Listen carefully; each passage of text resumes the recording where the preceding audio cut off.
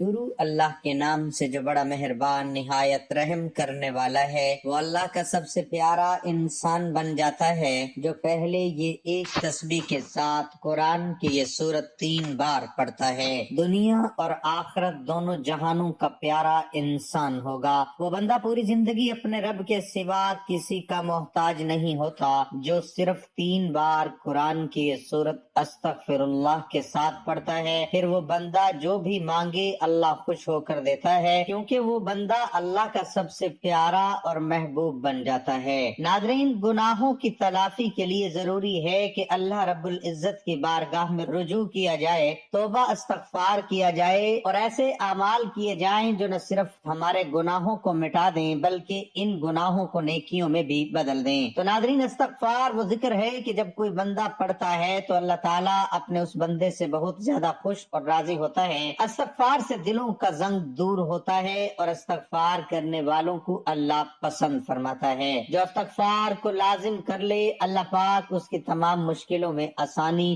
ہر غم سے آزادی اور اسے وہاں سے روزی دیتا ہے جہاں سے اس کا گمان بھی نہیں ہوتا۔ تو جب بندہ اپنے گناہوں سے توبہ کرتا ہے تو اللہ تعالیٰ لکھنے والے فرشتوں کو اس کے گناہ بھلا دیتا ہے، اسی طرح اس کے اعضاء یعنی ہاتھ پاؤں کو بھی بھلا دیتا ہے اور زمین سے اس کے لیے نشانات بھی مٹا ڈالتا ہے، یہاں تک کہ قیامت کے دن جب وہ اللہ پاک سے ملے گا تو اللہ پاک کی طرف سے اس کے گناہ پر کوئی گواہ نہ ہوگا۔ حضور صلی اللہ علیہ وسلم نے ارشاد فرمایا، بہت عمدہ حالت ہے اس شخص کی جو قیامت کے دن اپنے نامہ اعمال میں کثیر استغفار پائے گا۔ حضرت انس رضی اللہ تعالی عنہ سے روایت ہے کہ حضور صلی اللہ علیہ وسلم نے ارشاد فرمایا کہ نگرانی کرنے والے اور اعمال نامہ لکھنے والے فرشتے جب اللہ کے حضور کسی کا اعمال نامہ پیش کرتے ہیں اور اس کے اول و آخر میں استغفار لکھا ہوتا ہے تو اللہ تعالیٰ کا ارشاد ہوتا ہے کہ میں نے اپنے بندے کو وہ سب کچھ بخش دیا جو نامہ اعمال کی اول و آخر کے درمیان ہے۔ استغفار پڑھنے والا بندہ اللہ کو بہت پیارا لگتا ہے اور وہ اللہ کا سب سے پیارا بندہ بن جاتا ہے جو استغفر اللہ کے ساتھ صرف 3 بار قرآن کی وہ سورت پڑھتا ہے جو اللہ کی محبوب سورت ہے۔ تو سوچیں اللہ تعالیٰ اپنے اس بندے سے کتنا خوش اور راضی ہوگا۔ جب اللہ راضی ہوگا تو کیا ایسا ہو سکتا ہے کہ آپ کی دعا قبول اور حاجت پوری نہ ہو، بلکہ اللہ تعالیٰ تو خود فرماتا ہے، اے میرے بندے تو مانگ تو صحیح تو یہ سب کچھ عطا کروں گا، جو مانگے گا وہ دوں گا۔ حضرت ابو سعید خدری رضی اللہ عنہ سے روایت ہے، حضور نبی کریم صلی اللہ علیہ وسلم نے ارشاد فرمایا، کیا تم میں سے کوئی اس سے عاجز ہے کہ وہ رات میں قرآن مجید کا تہائی حصہ پڑھے؟ صحابہ کرام کو یہ بات مشکل معلوم ہوئی اور انہوں نے عرض کیا، یا رسول اللہ صلی اللہ علیہ وسلم، ہم میں سے کون اس کی طاقت رکھتا ہے؟ آپ صلی اللہ علیہ وسلم نے فرمایا، سورۃ اخلاص تہائی قرآن کے برابر ہے۔ حضرت انس بن مالک رضی اللہ عنہ بیان کرتے ہیں کہ ایک انصاری شخص مسجد قباء میں امامت کرتے تھے۔ ان کی عادت یہ تھی کہ جب بھی وہ کوئی سورت نماز میں پڑھنا چاہتے تو اسے پڑھتے، لیکن اس سورت سے پہلے قل ھو اللہ احد پوری پڑھتے، اس کے بعد دوسری سورت پڑھتے۔ وہ ایسا ہر رکعت میں کرتی۔ ان کے ساتھیوں نے ان سے اس بارے میں بات کیا اور کہا، آپ یہ سورت پڑھتے ہیں پھر آپ خیال کرتے ہیں کہ یہ تو آپ کے لیے کافی نہیں ہے، یہاں تک کہ دوسری سورت بھی پڑھتے ہیں، تو آپ یا تو صرف اسی کو پڑھیں یا اسے چھوڑ دیں اور کوئی دوسری سورت پڑھیں۔ انہوں نے جواب دیا، میں اسے چھوڑنے والا نہیں، اگر آپ لوگ پسند کریں کہ میں اسے پڑھنے کے ساتھ ساتھ امامت کروں تو امامت کروں گا، اور اگر آپ لوگ اس کے ساتھ امامت کرنا پسند نہیں کرتے تو میں امامت چھوڑ دوں گا۔ اور لوگوں کا یہ حال تھا کہ ان کو اپنوں میں سب سے افضل سمجھتے تھے اور ناپسند کرتے تھے کہ ان کے علاوہ اور کوئی امامت کرے۔ چنانچہ جب حضور نبی کریم صلی اللہ علیہ وسلم آئے تو لوگوں نے آپ کو ساری بات بتائی۔ آپ صلی اللہ علیہ وسلم نے فرمایا، اے فلاں، تمہارے ساتھی جو بات کہہ رہے ہیں اس پر عمل کرنے سے تمہیں کیا چیز روک رہی ہے اور تمہیں کیا چیز اس پر ابھار رہی ہے کہ تم ہر رکعت میں اس سورت کو پڑھو؟ انہوں نے عرض کیا، اے اللہ کے رسول صلی اللہ علیہ وسلم، میں اس سورت کو پسند کرتا ہوں کیونکہ اس میں اللہ کریم کے صفات کا ذکر ہے۔ آپ نے فرمایا بے شک اس صورت کی محبت تجھے جنت میں لے جائے گی۔ حضرت انس رضی اللہ عنہ سے روایت ہے، ایک شخص نے کہا اللہ کی قسم میں اس صورت سے محبت رکھتا ہوں۔ حضور نبی کریم صلی اللہ علیہ وسلم نے فرمایا تمہاری اس سے محبت یہ تمہیں جنت میں لے کر جائے گی۔ حضرت ابو سعید بن مسیب بیان کرتے ہیں کہ حضور نبی کریم صلی اللہ علیہ وسلم نے فرمایا جو شخص 10 مرتبہ سورۃ اخلاص پڑھے گا اس کے لیے جنت میں ایک محل بنا دیا جائے گا، اور جو شخص 20 مرتبہ پڑھے گا اس کے لیے جنت میں 2 محل بنا دیے جائیں گے، اور جو شخص 30 مرتبہ پڑھے گا اس کے لیے جنت میں 3 محل بنا دیے جائیں گے۔ حضرت عمر فاروق رضی اللہ عنہ نے عرض کیا یا رسول اللہ صلی اللہ علیہ وسلم اس طرح تو ہم بہت سے محل پالیں گے۔ حضور صلی اللہ علیہ وسلم نے فرمایا اللہ کی رحمت اس سے بھی زیادہ وسیع ہے۔ حضرت انس بن مالک رضی اللہ عنہ بیان کرتے ہیں کہ حضور نبی کریم صلی اللہ علیہ وسلم نے فرمایا جو شخص 50 مرتبہ سورۃ اخلاص پڑھتا ہے اللہ تعالیٰ اس کے 50 برس کے گناہ بخش دیتا ہے۔ حضرت انس بن مالک رضی اللہ عنہ سے روایت ہے حضور نبی کریم صلی اللہ علیہ وسلم نے فرمایا جو شخص اپنے بستر پر سونے کا ارادہ کرے اور داہنی کروٹ پر لیٹ جائے پھر 100 مرتبہ قل ھو اللہ احد پڑھے تو جب قیامت کا دن آئے گا اللہ تبارک و تعالیٰ اس سے فرمائے گا تو اپنی داہنی طرف سے جنت میں داخل ہو جا۔ کسی بھی انسان میں قدرت، تحمل اور برداشت کا ہونا ایک ایسی فضیلت ہے جس کے ذریعے انسان بہت سی مشکلات پر قابو پاتا اور بہت سی فضیلتوں کو حاصل کرتا ہے۔ معافی مانگنا اور معاف کرنا اعلیٰ ظرفی ہے۔ اللہ کی خوشنودی حاصل کرنے کا آسان طریقہ یہ ہے کہ اللہ کے بندوں کو معاف کرنا شروع کر دیں، اللہ آپ کو معاف کر دے گا۔ اللہ تعالیٰ کا ایسا بندہ جس کا دل و دماغ دنیا کی چمک دمک سے متاثر ہو کر نفسانی خواہشات، مختلف لذتوں اور پھر شیطان کا مختلف جہتوں سے مسلسل حملہ اسے کسی نہ کسی گناہ میں مبتلا کر دیتا ہے، ایسی صورت میں اپنے کریم رب کی بارگاہ سے باغی ہونے کے بجائے اس کے فضل و کرم اور لطف و احسان کی امید رکھتے ہوئے اپنے سر کو اس کے سامنے جھکا کر سچی توبہ کرنا چاہیے۔ انسان اللہ تعالیٰ سے حصول معافی اور مغفرت کے لیے مایوس ہو جاتا ہے، اس لیے توبہ تو بشریت میں پائے جانے والے نقص اور انسانیت میں پائی جانے والی کمی کوتاہی کا لازمی تقاضا ہے۔ اللہ تعالیٰ کی کمزور انسانوں پر یہ رحمت ہے کہ اللہ تعالیٰ نے انسانوں کے لیے توبہ کا دروازہ کھلا رکھا ہوا ہے، پھر جب کبھی بھی گناہوں اور نافرمانیوں کا غلبہ ہو تو اللہ تعالیٰ نے انسانوں کو اپنی طرف رجوع کرنے کا حکم بھی دیا ہے۔ اللہ تعالیٰ نے فرمایا کہ اور جب وہ اپنی جانوں پہ ظلم کر بیٹھیں تو اے محبوب صلی اللہ علیہ وسلم آپ کی خدمت میں پیش ہوں اور اللہ تعالیٰ سے معافی مانگے اور آپ صلی اللہ علیہ وسلم بھی ان کی شفاعت فرما دیں تو وہ ضرور اللہ تعالیٰ کو توبہ قبول کرنے والا پائیں گے۔ انسان بندہ بشر ہے، اس سے غلطیاں ہو جاتی ہیں۔ کچھ صحابہ کرام رضی اللہ تعالیٰ عنہ سے غلطیاں سرزد ہوئیں تو انہوں نے اپنے غلطی کا نہ صرف اعتراف کیا بلکہ سزا کے لیے بھی تیار ہو گئے۔ تاریخ اسلام میں ہمیں ایسے بہت سے واقعات نظر آتے ہیں۔ ایسی اپنی غلطی پر معافی مانگنا تکبر اور اکڑ پن ہے، اپنی غلطی کو تسلیم نہ کرنا اور ضد پر قائم رہنا ایسی خصلت ہے جس کی وجہ سے سوائے دوریوں کے کچھ حاصل نہیں ہوتا۔ یاد رکھیے وہ اللہ ہی ہے جو انسان کی آخری سانس تک اس کے لوٹنے کا منتظر رہتا ہے۔ وہ کریم اپنے بندے سے 70 ماؤں سے زیادہ محبت کرنے کی بات ہی اس لیے کرتا ہے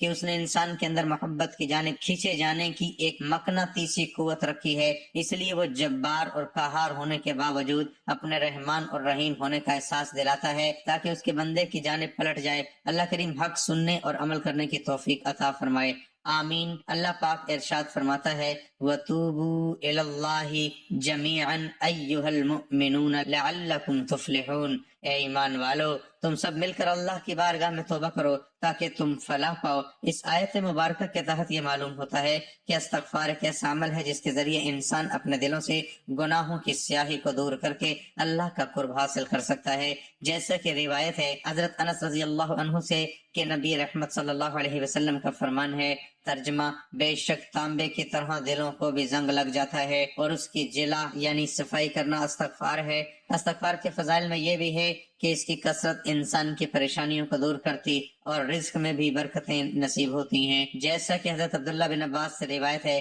کہ دو جہان کے تاجدار مکی مدنی سرکار صلی اللہ علیہ وسلم کا فرمان برکت نشان ہے، جس نے استغفار کو اپنے اوپر لازم کر لیا اور اللہ پاک اس کی ہر پریشانی دور فرمائے گا اور ہر تنگی سے اسے راحت عطا فرمائے گا اور اسے ایسی جگہ سے رزق عطا فرمائے گا جہاں سے اسے گمان بھی نہ ہوگا۔ استغفار ایک ایسی بہترین نیکی اور عبادت ہے ہے جس کے ذریعے مسلمان اپنے نامہ اعمال کو مضبوط کر سکتا ہے اور اللہ پاک سے مغفرت طلب کر کے جنت کا بھی حقدار بن سکتا ہے۔ روایت ہے کہ سرور کونین نانا حسنین صلی اللہ علیہ وسلم نے ارشاد فرمایا، خوشخبری ہے اس کے لیے جو اپنے نامہ اعمال میں استغفار کو کثرت سے لائے۔ مزید روایت ہے حضرت شداد بن اوس سے کہ خاتم النبیین صلی اللہ علیہ وسلم کا فرمان شفاعت نشان ہے، ترجمہ: اے اللہ پاک، تو میرا رب ہے، تیرے سوا کوئی معبود نہیں، تو نے مجھے پیدا کیا، میں تیرا بندہ ہوں اور بقدر طاقت تیرے عہد و پیمان پر قائم ہوں۔ میں اپنے کیے کے شر سے تیری پناہ مانگتا ہوں، تیری نعمت کا جو مجھ پر ہے اقرار کرتا ہوں اور اپنے گناہوں کا اعتراف کرتا ہوں، مجھے بخش دے۔ تیرے سوا کوئی گناہ نہیں بخش سکتا۔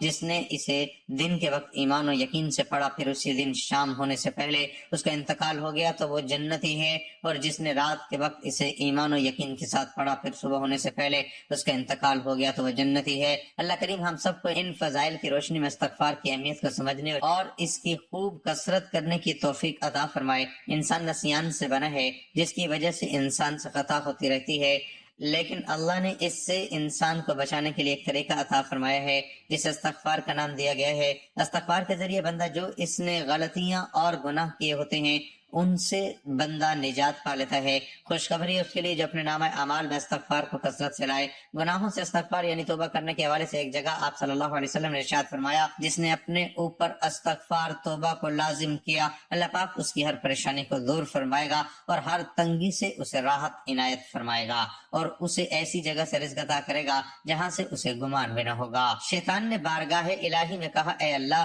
مجھے تیری عزت کی قسم میں تیرے بندوں کو جب تک ان کی روحیں ان کے جسموں میں باقی رہیں گی گمراہ کرتا رہوں گا۔ اللہ تعالیٰ نے فرمایا، مجھے اپنی عزت اور جلال کی قسم، جب تک وہ مجھ سے بخشش مانگتے رہیں گے میں انہیں بخشتا رہوں گا۔ ایک اور جگہ منقول ہے، حضرت سعید بن ابی بردہ اپنی سند کے ساتھ اپنے دادا سے روایت کرتے ہیں کہ ہمارے ہاں رسول اکرم صلی اللہ علیہ وسلم تشریف لائے، اس حال میں کہ ہم سبھی بیٹھے ہوئے تھے تو آپ نے فرمایا، کوئی صبح طلوع نہیں ہوتی مگر میں اس میں 100 مرتبہ استغفار کرتا ہوں۔ تمام روایات اور حدیث مبارکہ سے ہمیں یہ معلوم ہوتا ہے کہ ہمیں استغفار کرتے رہنا چاہیے اور استغفار کو اپنی زندگی کا حصہ بنانا چاہیے۔ اللہ تعالیٰ ہمیں اپنی بارگاہ میں استغفار اور توبہ کرنے کی توفیق عطا فرمائے، آمین۔ جس نے استغفار کو اپنے اوپر لازم کیا، اللہ پاک اس کی پریشانی دور فرمائے گا اور تنگی سے راحت عطا فرمائے گا اور ایسی جگہ سے رزق عطا فرمائے گا جہاں سے اس کا گمان بھی نہیں ہوگا۔ تم میں سے کوئی اس طرح نہ کہے، یا اللہ اگر تو چاہے تو میری مغفرت فرما، بلکہ یقین کے ساتھ سوال کرے، کیونکہ اللہ کو مجبور کرنے والا کوئی نہیں۔ گنہگار مسلمانوں کو بخش دینا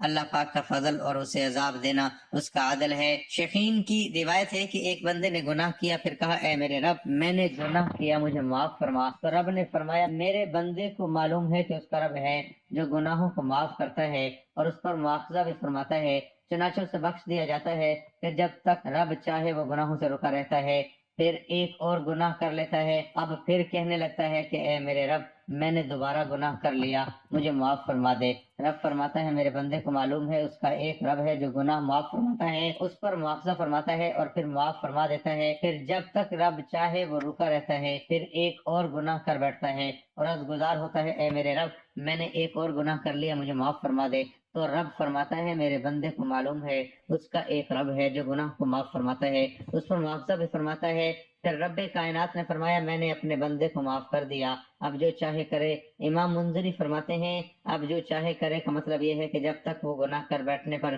استغفار کرتا رہے گا اور توبہ کرتا رہے گا، رکنے کا عزم رکھے۔ اس لیے فرمایا پھر ایک اور گناہ کر بیٹھے، اس لیے فرمایا جب بھی گناہ کرے گا تو بعد کی توبہ استغفار کے لیے کفارہ بن جائے گی۔ اور اس کا مطلب یہ نہیں کہ گناہ کر لے اور زبان سے توبہ استغفار کرے مگر دل میں گناہ سے رکنے کا عہد نہ کرے، تو توبہ کذاب لوگوں کی ہے جو ہے نتیجہ اور غیر مقبول ہے۔ اہل معرفت کی ایک علامت یہ بھی ہے کہ وہ اعمال حسنہ کے باوجود بھی رب سے توبہ استغفار کرتے ہیں۔ توبہ استغفار کرنا ہر شخص کے لیے ضروری ہے۔ اللہ کریم کے بتائے ہوئے طریقوں کے مطابق زندگی گزارنا اس کی مغفرت حاصل ہونے کا بہترین ذریعہ ہے۔ جس شخص نے یہ کہا استغفر اللہ الذی لا الہ الا هو الحی القیوم الیہ، اس کی مغفرت کر دی جائے گی اگرچہ میدان جہاد سے بھاگا ہوا کیوں نہ ہو۔ جو شخص دن میں 70 مرتبہ استغفار کرے اللہ کریم اس کے 700 گناہ معاف فرما دیتا ہے۔ توبہ استغفار کرنا اللہ کریم کی طرف سے عطا ہونے والی بہت پیاری نعمت ہے۔ قرب الہی پانے کا ذریعہ ہے،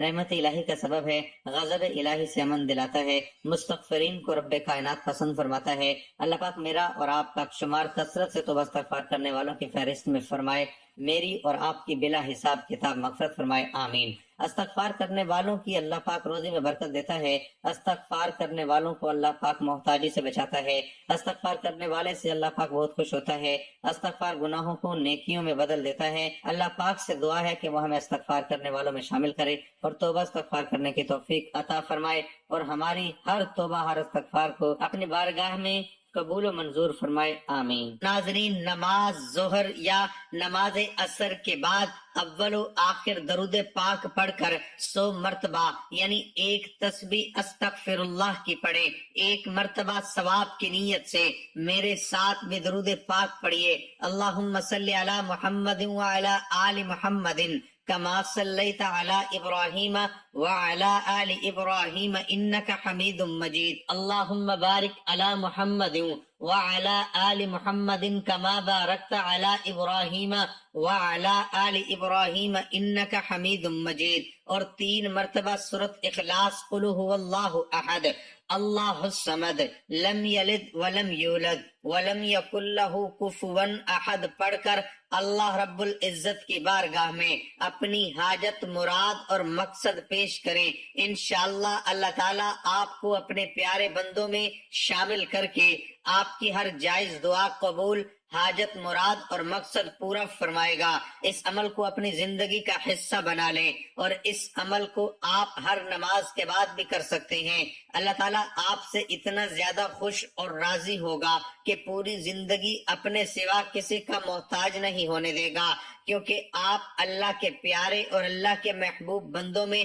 شامل ہو جائیں گے۔ اللہ تعالیٰ سے دعا ہے کہ اے میرے پروردگار، ہم سب کو ہر وقت ہر حال میں تجھے یاد کرنے اور توبہ استغفار کر کے بہتر سے بہتر عمل کرنے کی توفیق عطا فرما۔ اللہ پاک فرماتا ہے وَتُوبُوا إِلَى اللَّهِ جَمِيعًا أَيُّهَا الْمُؤْمِنُونَ لَعَلَّكُمْ تُفْلِحُونَ۔ ترجمہ: اے ایمان والو، تم سب مل کر اللہ کی بارگاہ میں توبہ کرو تاکہ تم فلاح پاؤ۔ اس آیت مبارکہ کے تحت یہ معلوم ہوتا ہے کہ استغفار ایک ایسا عمل ہے جس کے ذریعے انسان اپنے دلوں سے گناہوں کی سیاہی کو دور کر کے اللہ کا قرب حاصل کر سکتا ہے، جیسا کہ روایت ہے حضرت انس رضی اللہ عنہ سے کہ نبی رحمت صلی اللہ علیہ وسلم کا فرمان ہے، بے شک تانبے کی طرح دلوں کو بھی زنگ لگ جاتا ہے اور اس کی جلا یعنی صفائی کرنا استغفار ہے۔ استغفار کے فضائل میں یہ بھی ہے کہ اس کی کثرت انسان کی پریشانیوں کو دور کرتی ہے اور رزق میں بھی برکتیں نصیب ہوتی ہیں، جیسا کہ حضرت عبداللہ بن عباس سے روایت ہے کہ 2 جہاں کے تاجدار مکی مدنی سرکار صلی اللہ علیہ وسلم کا فرمان برکت نشان ہے، جس نے استغفار کو اپنے اوپر لازم لیا، اللہ پاک اس کی ہر پریشانی دور فرمائے گا اور ہر تنگی سے اسے راحت عطا فرمائے گا، اور اسے ایسی جگہ سے رزق عطا فرمائے گا جہاں سے اسے گمان بھی نہ ہوگا۔ استغفار ایک ایسی بہترین نیکی اور عبادت ہے جس کے ذریعے مسلمان اپنے نامہ اعمال کو مضبوط کر سکتا ہے اور اللہ پاک سے مغفرت طلب کر کے جنت کا بھی حقدار بن سکتا ہے۔ روایت ہے کہ سرور کونین نانا حسنین صلی اللہ علیہ وسلم نے ارشاد فرمایا، خوشخبری ہے اس کے لیے جو اپنے نامہ اعمال میں استغفار کو کثرت سے لائے۔ مزید روایت ہے